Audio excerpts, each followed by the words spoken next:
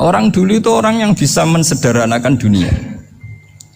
Sehingga ya sudah cara bahagia. Makanya saya alhamdulillah saya ini kerjasama sama UII sama beberapa kampus. Memang amdan itu sengaja. Kampus itu ya punya sistem yang nggak bisa mewakili sistem kiai.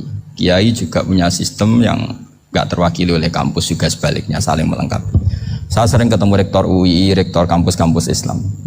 Mereka cerita, Gus, pendidikan pondok harusnya dimodernkan gini-gini. Saya bilang, kalau pondok modern kayak kampus itu nanti saya ketemu Allah tidak bisa jawab.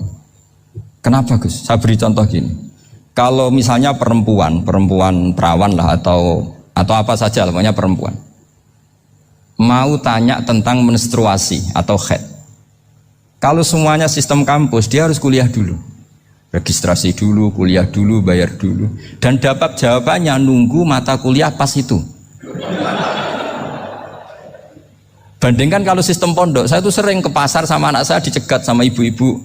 Gus, anak saya ngalami gini-gini, keluar darah terus menerus, gak 6 hari tapi 1 bulan penuh. Itu hukumnya apa Gus ya? Nanti saya mau sowan ke jenengan. Nggak usah sowan, di sini aja. Ya sudah, sebelum mengeluarkan darah yang rutin seperti itu biasanya haidnya berapa hari? 6 hari, ya sudah ikut yang 6 hari, yang lainnya istighadah. Ngoten tok Gus, ya udah ya. Begitu terus di masalah udhiyah, Pak. Ya coba kalau semuanya pakai sistem kampus, daftar dulu, bayar dulu.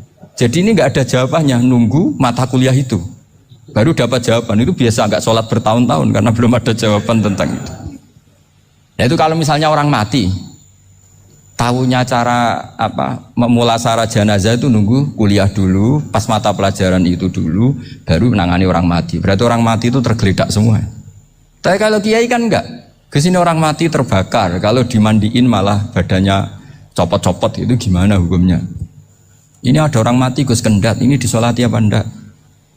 Ada orang mati apa itu oplosan ya kan? Itu disolati enggak? So sering ditanya gitu. Gak usah registrasi Pak Rektor, gak usah registrasi, gak usah daftar, gak usah seminar. Makanya kalau orang kampus wani kiai itu ya kualat tenan itu, karena ini yang on time ya. Tapi pondok seperti saya ya ikrar seikrar-ikrarnya. Pentingnya kampus karena melatih efisiensi waktu, disiplin, tata kelola manajemen, sehingga kita ya hormat. Tapi tadi kita harus saling melengkapi, sehingga saya tunjukkan ke publik bahwa saya hormat sekali sama polisi, sama tentara. Coba kita bisa apa ngadepi bandar narkoba kalau enggak polisi? Bisa apa coba menjaga NKRI kalau enggak tentara? Begitu juga ya sudahlah, kita memang fa inna yadallahi ma'al jamaah, kita berkah itu kalau bersama-sama, tidak bisa kita sendiri. Nah lalu orang kayak saya itu ya beberapa kali sebetulnya saya itu ditawanin jadi dokter honoris causa apa. Kekhawatiran saya satu Pak Bejo, takut pas gak punya uang, itu dokter gak ada duit kan gak pantas gitu. Jadi repot gitu, daripada beban lah sudah lah, gak usah dokter. Jadi kalau gak punya uang ya pantas, terus kalau ngebis ya pantas. Suatu saat kalau mati nggak ada yang hadir ya pantas, nggak dokter gitu. Kalau sudah dokter kok masuk neraka, kayaknya apalagi rektor kampus Islam kok masuk neraka itu kan kok kayak nggak pas itu. Misalnya rektor Unisiola ditanya mungkar nakir, nggak bisa kan, kayak gimana gitu. Makanya harus sering ngaji saya supaya nggak malu di depan mungkar nakir. Masa rektor ditanya mungkar nakir nggak bisa. Harus berani bentak, ini saya rektor loh Pak mungkar nakir.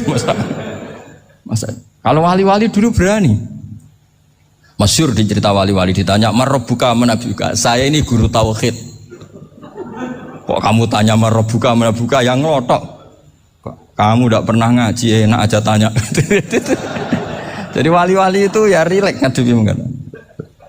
Saya yakin rileks wali di Bang Pak Rektor, saya yakin itu. Karena wali itu lebih dekat Allah. Sehingga orang dulu itu, saya ulang lagi ya, ada satu kearifan namanya hidup itu apa? Hidup itu adalah cari sebanyak mungkin supaya hidup itu tidak tergantung pada banyak hal. Sehingga misalnya cara berpikir orang-orang modern itu sebenarnya banyak orang-orang ilmuwan yang nggak ngagumi Amerika. Bukan karena angkuh, enggak. Untuk mempertahankan kebesaran negara sebesar itu, kebutuhan listriknya besar, kebutuhan tentaranya besar, kebutuhan apa? Sementara negara kayak Venezuela atau Swiss kebutuhannya ada banyak. Pertanyaannya, yang tergantung dengan banyak hal sama yang tidak tergantung banyak hal, itu pinter mana? Kalau dibalik pertanyaannya gitu, negara-negara maju itu tidak keren kalau dibalik pertanyaannya. Orang yang untuk mempertahankan eksistensinya banyak, butuh banyak hal, dengan yang tidak butuh banyak hal, itu pinter mana? Orang yang bahagianya nunggu jadi dokter, nunggu jadi kiai besar, kiai viral, dengan orang yang bahagia cukup dengan ngopi, itu pinter mana? Tapi kalau dibalik pertanyaan